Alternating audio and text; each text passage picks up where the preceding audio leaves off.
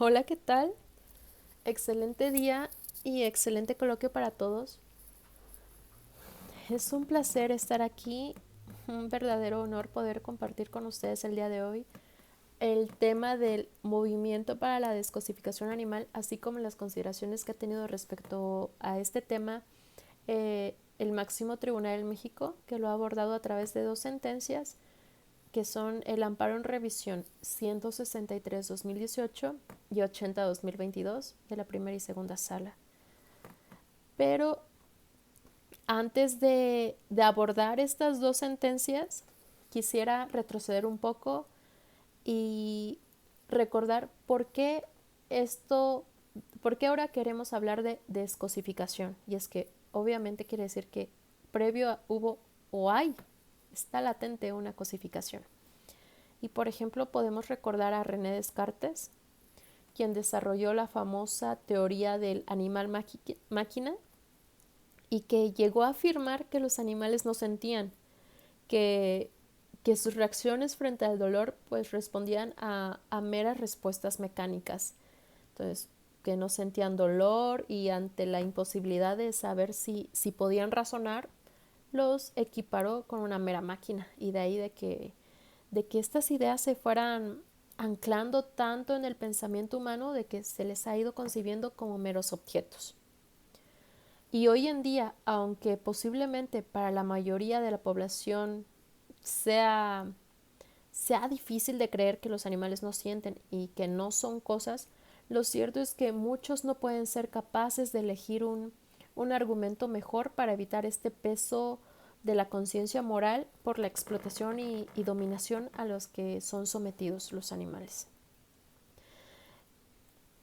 Entonces tenemos que este pensamiento de que los animales son cosas se ha visibilizado en el derecho, donde los animales son considerados jurídicamente como bienes, esto es como todo aquello que puede ser valorado económicamente y adquirido por los miembros de una sociedad.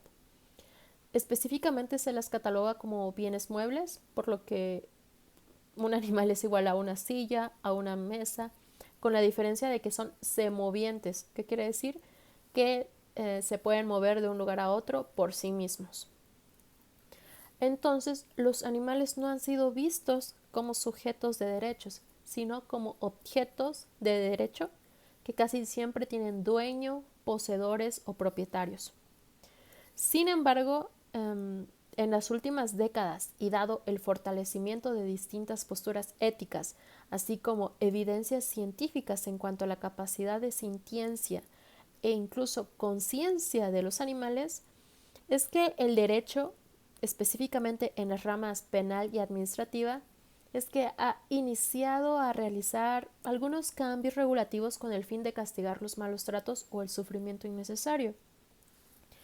En el derecho civil, que es donde se establece específicamente que los animales son cosas, el movimiento de descosificación se ha visto a partir de los años 80, pero particularmente en los países europeos como Austria, Suiza, Alemania, Francia, Portugal, España, que los ha reconocido como seres sintientes y no cosas.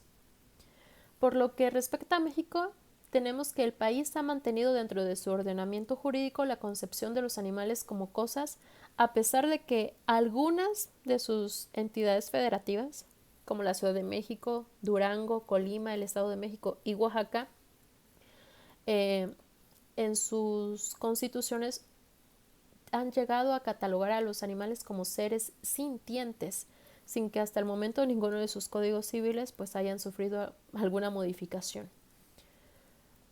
A la par, pues tenemos que las legislaciones de protección animal los siguen considerando como objetos de protección. En este sentido, pues tenemos que las leyes de protección, pues sí, protegen a ciertos animales, pero ¿realmente protege a todos por igual? Tenemos que es evidente de que no.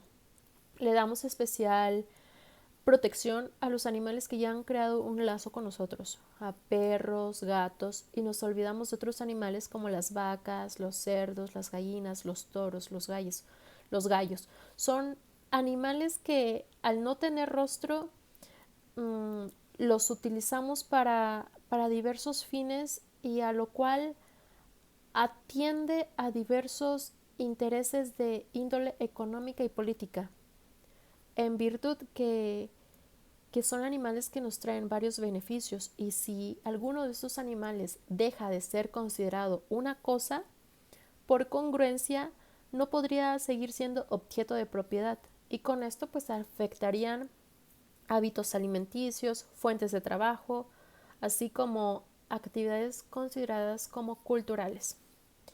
Y tocando este tema de las actividades consideradas como culturales, es que llegamos a, a estos dos asuntos de la Suprema Corte en las que precisamente aborda las peleas de gallos y las corridas de toros, las cuales pues son por muchas personas consideradas como un derecho a la cultura.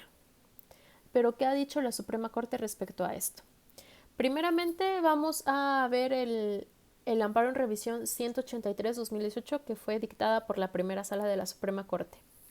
A grandes rasgos, la ley de protección a los animales para el estado de Veracruz se reformó en el 2016 y prohibió expresamente las peleas de gallos por considerarlas actos de crueldad y de maltrato. ¿Qué sucedió?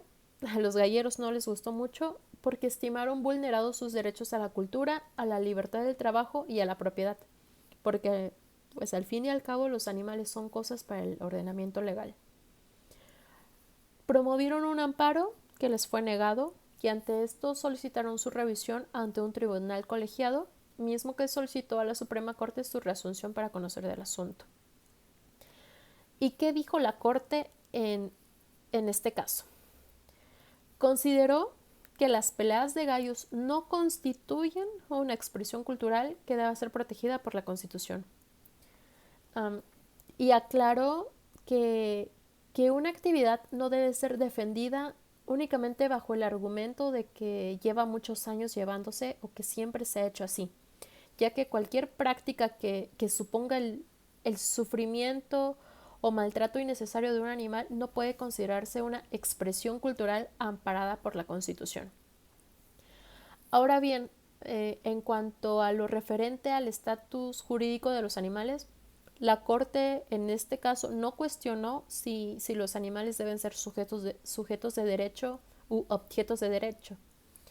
Y considerando que la ley reclamada los considera como objetos de derecho, pues por técnica jurídica, analizó si con la prohibición de las peleas de gallos se afectaba el derecho de propiedad de los galleros.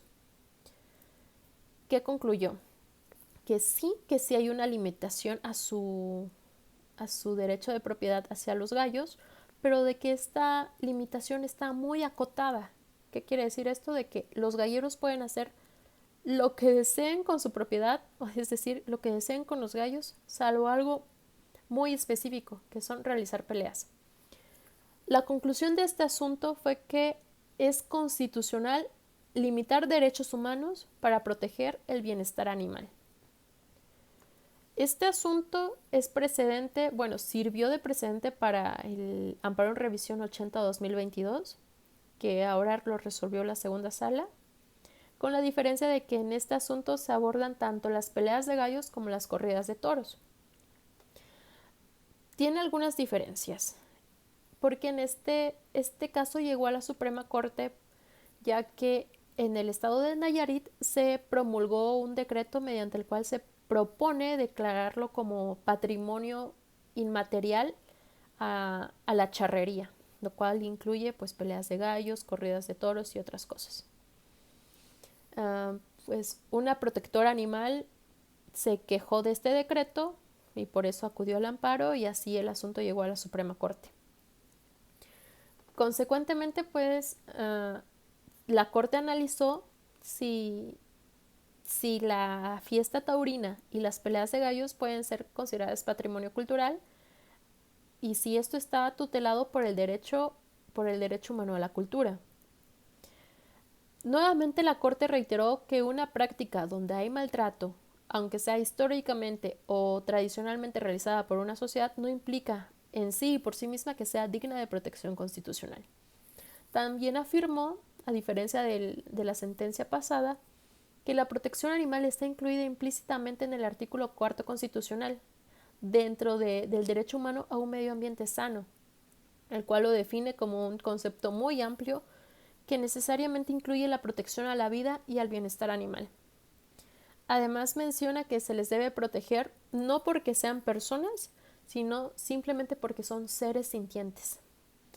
También precisó que su protección no implica que esté prohibido de forma absoluta causarles daño, sino más bien que ese daño o sufrimiento debe estar justificado. Algo muy interesante de esta sentencia que quiero recalcar es que acepta expresamente el especismo construido sobre un antropocentrismo responsable. También agrega que los animales no solo pueden ser protegidos como propiedad, sino que también pueden ser y deben ser tutelados como seres en sí mismos al ser partes del medio ambiente. Por último, pues declara que se atenta contra la dignidad humana cuando el hombre genera sufrimientos crueles e innecesarios a otros seres, que tenemos que es un pensamiento demasiado kantiano de la Suprema Corte, que no protege a los animales por sí mismos, sino con el afán de proteger al hombre en sí. Con estos argumentos concluyó que la fiesta taurina y las peleas de gallos no deben ser protegidas constitucionalmente por los derechos culturales porque conllevan la agonía y el sufrimiento de animales e incluso su muerte. Todo ello al servicio de meros fines de entretenimiento, de deporte o recreación. Dicho lo anterior, ahora sí vamos a las críticas y a los reconocimientos, pues porque debe haber ambas de estas dos sentencias. En principio, es un gran avance el que está haciendo la Suprema Corte. El que este tema haya llegado implica un gran avance en materia de protección animal.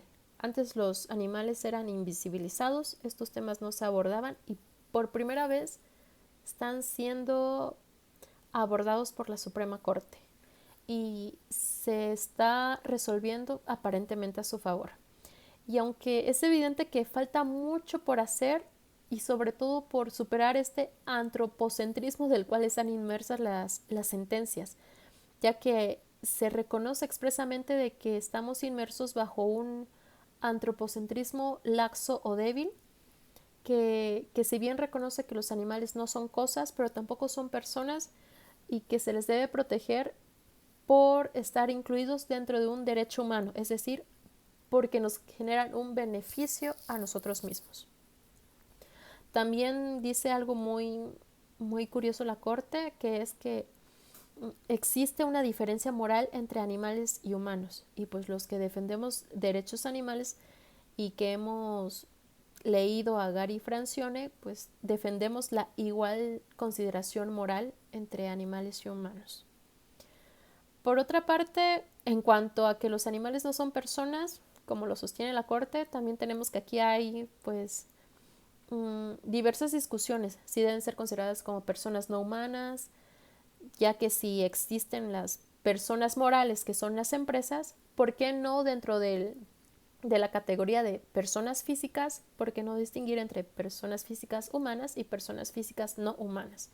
La Corte pues en este caso expresamente dice que los animales no son personas. Después no sabremos si podría cambiar de opinión, que también es algo demasiado debatible. Otro punto es que respecto al tema analizado de las corridas de toros y peleas de gallos, dicen que no están amparadas por la Constitución por causar un sufrimiento sin motivo justificado.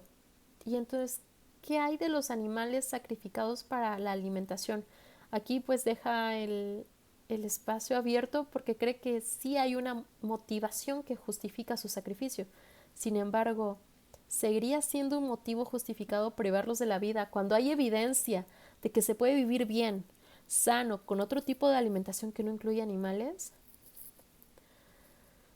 Finalmente tenemos que el tema de los derechos animales y respetar su vida corresponde más a intereses políticos y económicos a más que cuestiones jurídicas.